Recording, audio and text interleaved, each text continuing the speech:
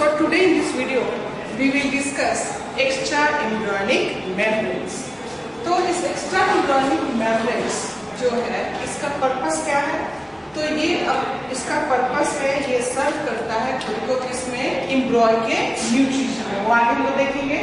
तो न्यूट्रिशन के लिए, रेस्पिरेशन के लिए और एक्सक्रीशन के लिए, ये तीनों फंक्शंस पे आप फोकस तो होंगे ही, क्योंकि कई ऑप्शंस के साथ इस क्वेश्चंस को पूछ लिया जाता है। तो सिंपल जो है एक्स्ट्रा एम्ब्रियोनिक मेम्ब्रेन्स का जो पर्पस है वो क्या है कि वो डेवलपिंग एम्ब्रॉय को न्यूट्रिशन देता है, रेस्पिरेशन के लिए और एक्सक्रीशन के लिए ये जरूरी है। आपने पढ़ा होगा कि इम्प्लांटेशन में हम लोग पढ़े थे कि जो ब्लास्टोसिस्ट, ह्यूमन में ब्लास्टुला को हम लोग ब्लास्टोसिस्ट कहते हैं, और उस ब्लास्टोसिस्ट में जो लेयर थे सेल्स के, ब्लास्टोमियर्स जो थे, वो एक पेरीफेरी पे आ गए थे, जिसको हम लोगों ने कहा था एम्ब्रॉयब्लास्ट। ये था एम्ब्रॉयब्लास्ट। और ये जो पेरीफेरल पार्ट जो था, जिस पेरीफेरल पार्ट को हम लोगों ने एक्स्ट्रा एम्ब्रियोनिक पार्ट भी इसको कह सकते हैं, क्योंकि यह जो एम्ब्रॉयब्लास्ट है, एम्ब्रॉयब्लास्ट, इस समय इस पूरे को हम लोग ब्लास्टोडर्म भी कह सकते हैं। तो इस पार्ट जो कि एम्ब्रॉयब्लास्ट है, यही फॉर्म करेगा एम्ब्रॉय प्रॉपर, ये याद रखोगे। लेकिन ये जो पेरीफेरल पार्ट है, पेरीफेरल पार्ट जो है, जो पेरीफेरल पार्ट का मतलब कि ये एक्स्ट्रा एम्ब्रियोनिक पार्ट है, it is not involving to form the embryo. ठीक है, तो यह जो पेरीफेरल पार्ट, जिसको हम लोग कह सकते हैं एक्स्ट्रा एम्ब्रियोनिक पार्ट, इसको और आप क्या कह सकते हैं, एक्स्ट्रा एम्ब्रियोनिक पार्ट। यह एक्स्ट्रा एम्ब्रियोनिक पार्ट जो है ये फॉर्म करेगा एक्स्ट्रा एम्ब्रियोनिक मेम्ब्रेन्स, ये याद रखेंगे। साथ ही साथ हमने गैस्ट्रुलेशन में आपको ये बताया था कि कैसे जो है फॉर्मेशन होता है थ्री जर्मिनल लेयर्स का, एक्टोडर्म और मेसोडर्म और एंडोडर्म का। तो अगर आप उस वीडियो को अच्छे से देखे होंगे तो यह जो फर्स्ट जो जर्मिनल लेयर बना था वो कौन था, वो अपना था एंडोडर्म। तो इसमें हम लोगों ने देखा था कि यह एंडोडर्म जो फॉर्म हुआ था, इसका वो पार्ट इस एंडोडर्म का जो नियर टू दिस एम्ब्रॉयब्लास्ट है, वो गट, प्रिमिटिव गट के लिए हम लोगों ने पढ़ा था, प्रिमिटिव गट जो एलिमेंट्री कैनाल, और ये पार्ट जो near to this peripheral along with this trophoblast और ट्रोफोएक्टोडर्म, ये जो चल रहा है, यही लेटर बनाएगा किसको, एक्स्ट्रा एम्ब्रियोनिक मेम्ब्रेन। तो गैस्ट्रुलेशन तो हम लोगों ने पढ़ा ही था कि जो पहला लेयर बना था वो कौन था, वो था अपना एंडोडर्म, और फिर मेसोडर्म और एक्टोडर्म साइमल्टेनियसली बन जाते हैं। तो इसमें जो ये नियर टू दिस एम्ब्रॉयब्लास्ट है वो गट बनाया, और ये part near to this trophoblast पे है, ये लेटर ऑन चेंज होगा एक्स्ट्रा एम्ब्रियोनिक मेम्ब्रेन में, और वो भी दो, वो हम लोग देखेंगे, योक सैक और एलेंटोइड्स। ठीक है, एंड मोस्ट इंपॉर्टेंट बात ये कि पार्चुरेशन में जब आप नोट्स बनाएंगे तो वो आप उसमें डाल देंगे कि पार्चुरेशन का जो है, इसमें जो फीटल इजेक्शन रिफ्लेक्स है, वहां हमने बताया है वो फुली फॉर्म्ड फीटस के द्वारा तो है ही, लेकिन प्लासेंटा तो fully developed foetus plus placenta आप वहां डाल देंगे। इस तरह से क्वेश्चंस पूछे गए हैं। और एक चीज और टर्म वहां डाल दोगे कि पार्चुरेशन जो है वो है कॉम्प्लेक्स न्यूरो एंडोक्राइन मैकेनिज्म, और बाकी सारी बातें हमने वहां बता रखी थी। ये दो पॉइंट आप अपने नोट्स में जरूर डाल लेंगे। पार्चुरेशन का जब आप नोट्स बनाओगे तो उसमें डालोगे क्या कि foetal ejection reflex is given by fully developed foetus plus placenta after completing the gestation period. और दूसरा हमने आपको बताया कि यह जो है कॉम्प्लेक्स न्यूरो एंडोक्राइन मैकेनिज्म है। आपको बताने की जरूरत ही नहीं है कि कॉम्प्लेक्स न्यूरो एंडोक्राइन मैकेनिज्म का मतलब क्या हुआ कि वहां पे नर्वस सिस्टम इन्वॉल्व है और आपका एंडोक्राइन सिस्टम भी इन्वॉल्व है। तो ये जो बात ये हुई कि एक्स्ट्रा एम्ब्रियोनिक मेम्ब्रेन्स कैसे फॉर्म होते हैं, तो एक्स्ट्रा एम्ब्रियोनिक मेम्ब्रेन्स जो है ये formed by trophoblast, formed by trophoblast। तो ये लिया तो ये बनाएगा एक्टोडर्म, एंडोडर्म और मेसोडर्म। तो ये याद रखेंगे हम लोग। साथ ही साथ जो है जैसे कि सपोज ये रहा एम्ब्रियन, ये रहा एम्ब्रियन,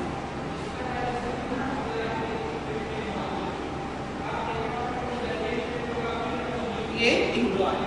इस एम्ब्रियन के पास जो है एक सैक लाइक स्ट्रक्चर जिसको हम लोग क्या कह देंगे, योक सैक, जो एक सैक लाइक स्ट्रक्चर। और interior to this structure is, तो this is yolk sac and this is allantois. तो इसको योक सैक लिख देंगे and this is called allantois. साथ ही साथ इस एम्ब्रियन को चारों तरफ से कवर करने के लिए जो है एक्स्ट्रा एम्ब्रियोनिक मेम्ब्रेन, वो कौन सा है, तो वो है एम्ब्रियोन। ये याद रखेंगे, दिस इज एम्ब्रियोन।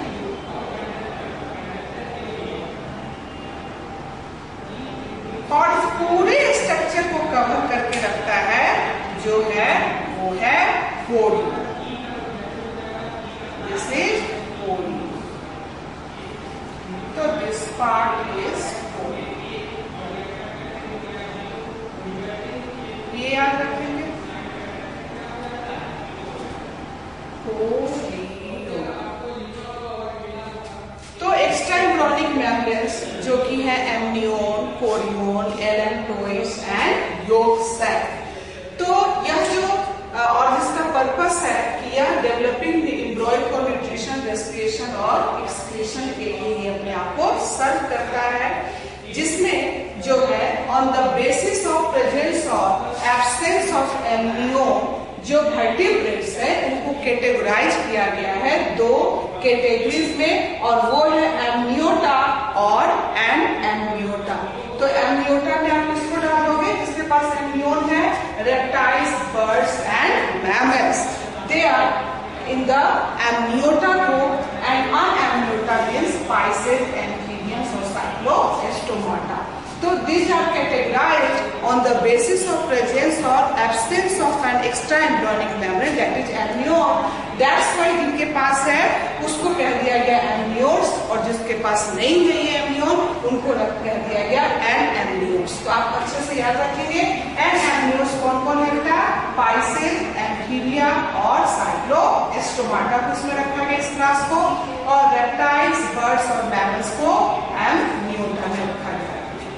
तो क्या यहाँ ये हमने देखा कि योक सैक, एलेंटोइस और ये रहा आपका एमनियोन। यह एमनियोन में जो है ये फिल होता है किससे, एमनियोटिक फ्लूइड से, और इस एमनियोटिक फ्लूइड का सिक्रीशन जो है वो एमनियोन प्लस ये फीटस दोनों ही करते हैं, and this is called amniotic fluid, जिसमें एमनियोटिक फ्लूइड, जिसमें जो है एम्ब्रियन जो है ये एम्ब्रियन को मॉइस्चर देने का काम करता है, शॉक एब्जॉर्बर है, ये एक्वस मीडियम प्रोवाइड करता है। तो ये चारों योक सैक और एलेंटोइस, ये देखो इस योक सैक के चारों तरफ जो है वो लाइनिंग है किसकी, मेसोडर्म की। तो योक सैक आपका लाइन है किससे, मेसोडर्म से, और एलेंटोइस के चारों तरफ भी ये लाइन है किससे, मेसोडर्म से। तो ऐसी व्यवस्था को हम लोग कहते हैं जहां इनर साइड में क्या है, तो योक सैक जो है और एलेंटोइस में, थोड़ा इसको नीचे डालती हूँ,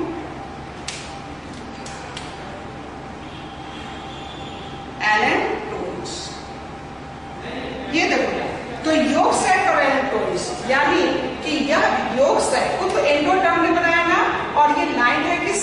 मेजोडर्म से। तो एंडोडर्म, मेजोडर्म और एक्टोडर्म। तो योग साइट जो है वो लाइन है, तो this by this mesoderm. Allantois में भी वही व्यवस्था है, endoderm line with this mesoderm. तो इसको हम लोग बोलेंगे स्प्लैंक्नोप्ल्यूड, स्प्लैंक्नोप्ल्यूड। तो दिस स्प्लैंक्नोप्ल्यूड और somatopleure is the term given on the basis of कि किस तरह के ये वाल हैं, यानी कि वाल के फॉर्मेशन में which two layers are involved। तो इसके आधार पर स्प्लैंक्नोप्ल्यूड, इसको भी हमने क्या कह दिया, स्प्लैंक्नोप्ल्यूड, ये इसका। तो स्प्लैंक्नोप्ल्यूड, इसमें हमने क्या देखा कि इनर साइड जो है वो क्या है, इनर साइड। तो ऐसे स्प्लैंक्नोप्ल्यूड में इनर साइड जो है इनर एंडोडर्म है, और आउटर में क्या है बेटा, मेजोडर्म।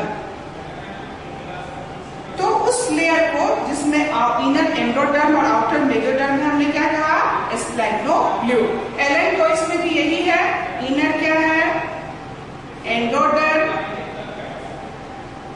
और आउटर जो है वो आपका मेजोडर्म। तो इसको भी हमने क्या कह दिया, स्प्लैंक्नोप्ल्यूड। फिर ये जो एम्नियोल, तो ऊपर जो यानी कि इसमें तो एंडोडर्म, तो एंडोडर्म में कौन है आपका, ये योग साइट और एलेंटोइस। लेकिन जो दूसरा जो ये कोरियोन और एम्नियोन है, ये बनेंगे किससे, एक्टोडर्म से। तो एक्टोडर्म ऊपर से बना होगा, यानी कि मेजोडर्म बना, उसके बाद से एक्टोडर्म। तो एक्टोडर्म ही तो है ये कोरियोन और एम्नियोन। तो ये कोरियोन और एम्नियोन में आप देखेंगे कि इसमें भी ectoderm and it is line with mesoderm. तो ये लाइन है किससे, मेजोडर्म से। तो इस एम्नियोन को जो है, इनर जो है क्या है, वो हम पहले आउटर डाल देते हैं। या इनर जो है वो इनर क्या है, एक्टोडर्म, और आउटर जो है वो लाइन है मेजोडर्म से। ये याद रखेंगे।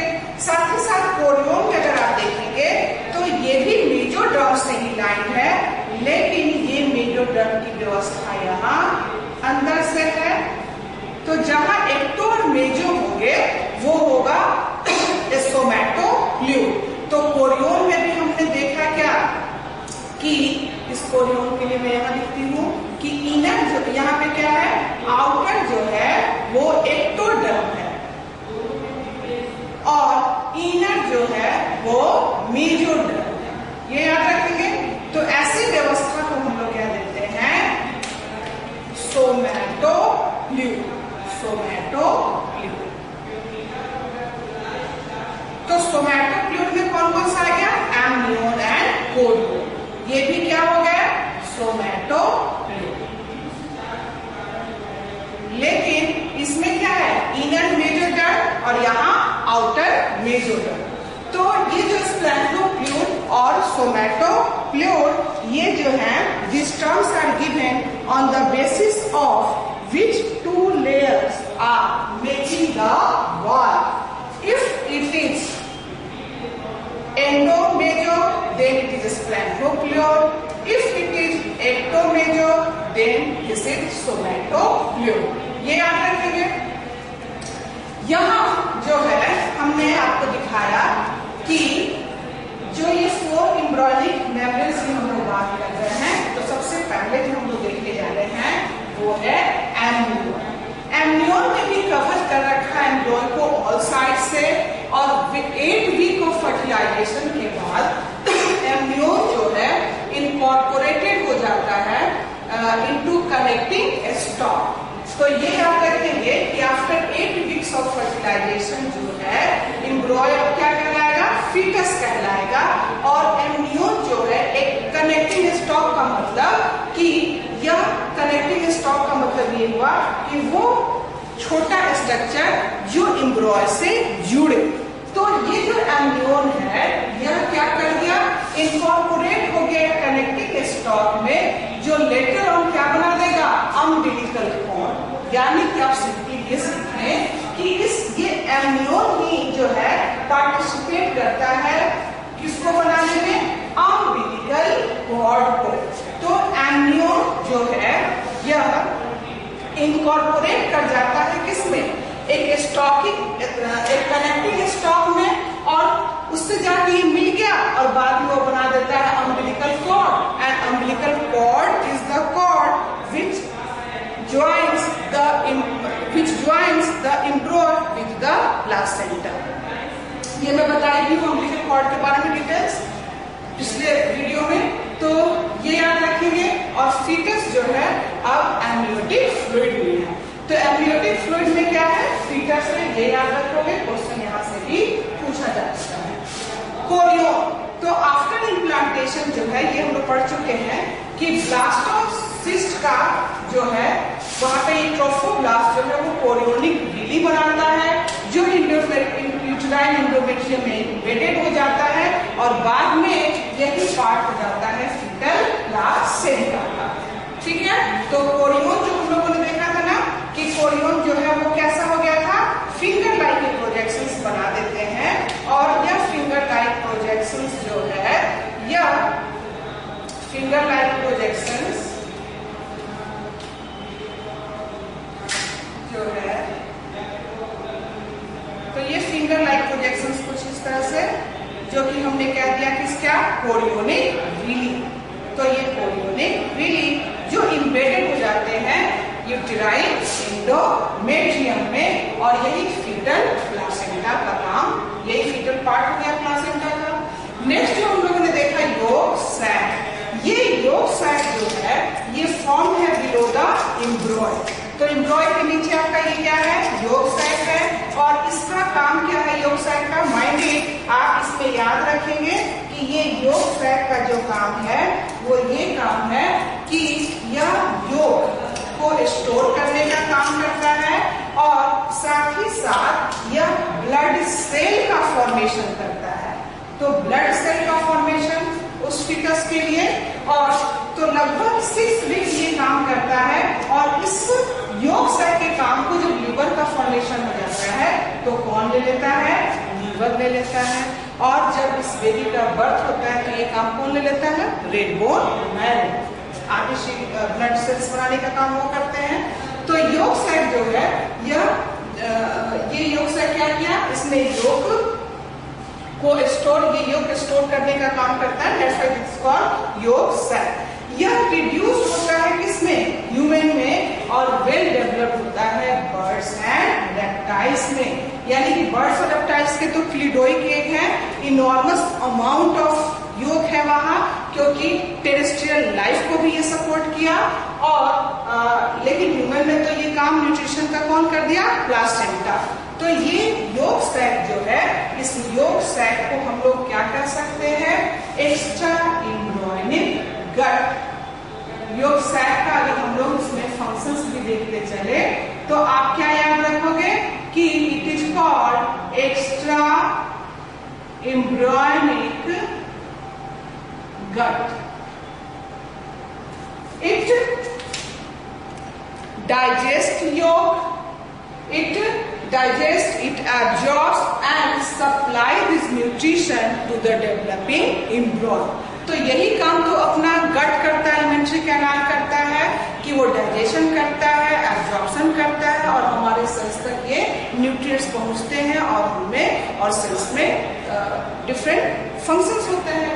तो योग सैक जो है extra embryonic gut, because it digest, absorb and supply nutrients। तो यहाँ जो फूड है किस फॉर्म में है, योग के फॉर्म में, न्यूट्रिएंट्स टू डेवलपिंग एम्ब्रियो। ये याद रखेंगे। ये जो है ह्यूमन के केस में कैसा हो जाता है, ग्रेटली रिड्यूस्ड है। तो बाद में ये जो है एक ट्यूब्यूल के फॉर्म में आ जाता है, फॉर्म में ये आ जाता है, दिस yolk sac, ये याद रखेंगे। नेक्स्ट जो हमने आपको बताया कि जो, अच्छा इसको देख लो, ये जो है yolk sac के बाद एलेंटोइड्स। यह जो एलेंटोइड्स है, इस एलेंटोइड्स का जो मेजर ड्रग है वो भी क्या बना देता है, ब्लड वेसल्स। तो और ये ब्लड वेसल्स जो होते हैं कनेक्ट करते हैं एम्ब्रॉयको किससे, प्लासेंटा से, और वास्तव में यही अम्बिलिकल आर्टरी और वेन का फॉर्मेशन करता है। ये ब्लड सेल्स को भी बनाता है। ब्लड सेल्स को बनाने वाला दो हम लोगों ने देखा, एक yolk sac याद रखोगे, ब्लड सेल फॉर्मेशन, और ये अपना एलेंटोइड्स, ये भी ब्लड सेल्स का फॉर्मेशन करता है in the early stage of development. और ये पुअरली डेवलप्ड होता है किसमें, ह्यूमन में, ये याद रखेंगे।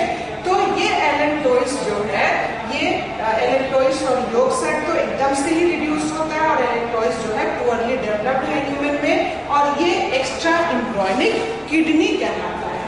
तो इस एलेंटोइड्स को हम लोग क्या कह देंगे, एलेंटोइड्स, यह extra embryonic kidney.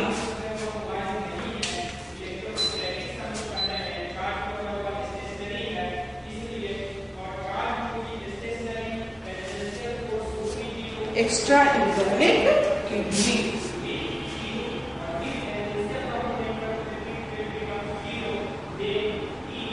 Extra embryonic kidney, ये याद रखेंगे, क्योंकि यह जो है वेस्टेज को बाहर करने का काम करता है, लेकिन ह्यूमन में ये पुअरली डेवलप्ड है, क्योंकि ये काम तो प्लासेंटा वहां कर रहा है। तो इसीलिए, और ये एलेंटोइड्स को आप याद रखोगे, एक्स्ट्रा एम्ब्रियोनिक किडनी। तो एलेंटोइड्स एक्स्ट्रा एम्ब्रियोनिक किडनी, और yolk sac जो है एक्स्ट्रा एम्ब्रियोनिक गट। जो है एम्ब्रियोन को हम लोग ने देखा, तो ये एम्ब्रियोन में जो है ये भरा होता है एम्नियोटिक फ्लूइड, और ये तो एम्ब्रियोन का कोई भी रोल नहीं होता है किसको बनाने में, प्लासेंटा को बनाने में। प्लासेंटा में हमने इसके बारे में बताया है, तो वहां आप अच्छे से देखेंगे। यहाँ देखो, इस एम्नियोटिक फ्लूइड में जो है फीटल सेल्स होते हैं, इस एम्नियोटिक फ्लूइड में फीटल सेल्स होते हैं। डेवलपमेंट के समय इसकी बॉडी से कुछ सेल्स यहाँ क्या हो गए, डिटैच हो गए, फीटल सेल्स होते हैं। तो अर्ली स्टेज ऑफ लाइफ में एक प्रोसेस होता है जिसको हम लोग कहते हैं एमनियोसेंटेसिस, जिसको कह दिया जाता है, यहां मैं लिख देती हूँ, एमनियोसेंटेसिस या एमनियोसेंटेसिस।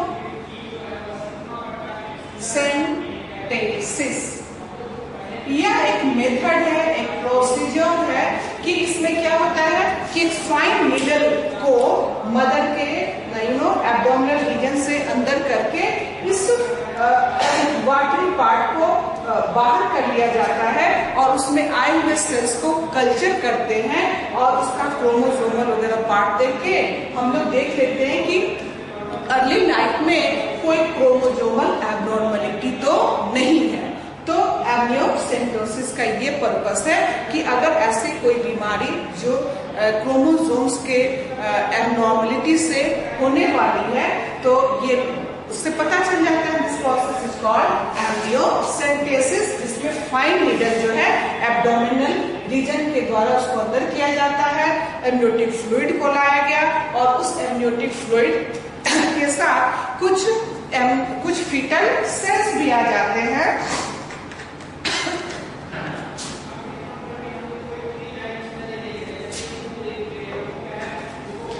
तो उस एमनियोटिक सेल्स को कल्चर करके हम लोग उसके क्रोमोसोमल एब्नॉर्मलिटी का पता कर सकते हैं अर्ली स्टेज ऑफ लाइफ। साथ ही साथ तो एमनियोसेंटेसिस हम लोगों ने देखा। कोरियोन को जो है, इस कोरियोन को लंग से कंपैरिजन किया जाता है कि यह क्या कहलाता है, एक्स्ट्रा एम्ब्रियोनिक लंग। तो ये एक्स्ट्रा एम्ब्रियोनिक लंग्स की तरह काम करता है, क्योंकि ये आउटर साइड में है, और लेकिन जो ह्यूमन में है ये काम भी किसके द्वारा मेनली होता है, प्लासेंटा के द्वारा। तो सिंपल जो है आपको एक्स्ट्रा एम्ब्रियोनिक मेम्ब्रेन के बारे में बस इतना याद रखना है कि ये ट्रोफोब्लास्ट के द्वारा फॉर्म हुआ और जो एंडोडर्म है, ठीक है, कि एंडोडर्म के चारों तरफ लाइन होता है, किसकी लाइनिंग हो गई, मेजोडर्म की, यहाँ पे भी एंडोडर्म मेजोडर्म, और इस तरह का जो अरेंजमेंट है दिस इज कॉल्ड स्प्लैंक्नोप्ल्यूड। हमने आपको बताया कि स्प्लैंक्नोप्ल्यूड और somatopleure is the term given on the basis कि which two layers are going to form this body wall, ठीक है। तो if it is endo and meso then it is splagnopleural, if it is ecto and meso then it is stomatopleural, ये याद रखना है। और एम्नियोन, chorion, योगसेक और allantois, allantois में आप याद रखोगे कि ये एलेंटोइस का जो मेजोडर्म है यही यहाँ पर इस एरिया में जो है ब्लड वेसल्स का फॉर्मेशन करता है। आपको याद ही होगा कि इस होल सर्कुलेटरी सिस्टम की ओरिजिन कैसी है, मेजोडर्म से। दो एक्सेप्शन है जो कि एंडोडर्मल इन ओरिजिन है, एक inner wall of the heart और एक inner wall of the blood vessels. तो क्या, तो हम आपको क्या बताएं, ये देखो क्या कि जो ये एलेंटोइस है, जो इनर साइड एंडोडर्म और आउटर साइड इसका मेजोडर्म है, ये मेजोडर्म ही यहाँ पे क्या बना देता है, ब्लड वेसल्स, आर्टरीज और वेन्स। जबकि जो एम्नियोन है, यह एम्नियोन बाद में चेंज हो जाता है किसमें, अम्बिलिकल कॉर्ड में, और यही अम्बिलिकल कॉर्ड से जो है ये फीटस जुड़ा होता है किससे, प्लासेंटा से। यानी कि आप कह सकते हैं दिस अम्बिलिकल कॉर्ड के सहारे ही यह फीटस जो है इस एम्नियोटिक फ्लूइड में फ्लोट करता है। ये अच्छे से याद रखोगे। और एक इम्पॉर्टेंट बात ये भी कि ये जो कोरियोन और मेजोडर्म है, तो अब आप कह सकते हैं कि कोरियोन और मेजोडर्म जो है ये बनाते हैं किसको, कोरियोनिक रीनिंग। तो ये भी आप याद रखेंगे।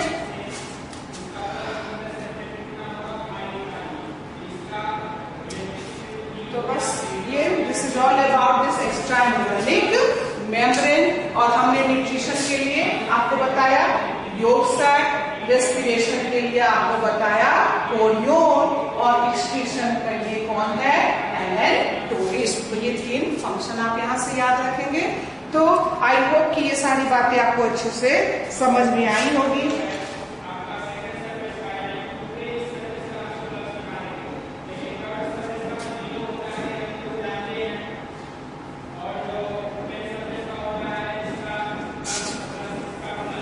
ये इनर और आउटर आप अच्छे से याद रखेंगे।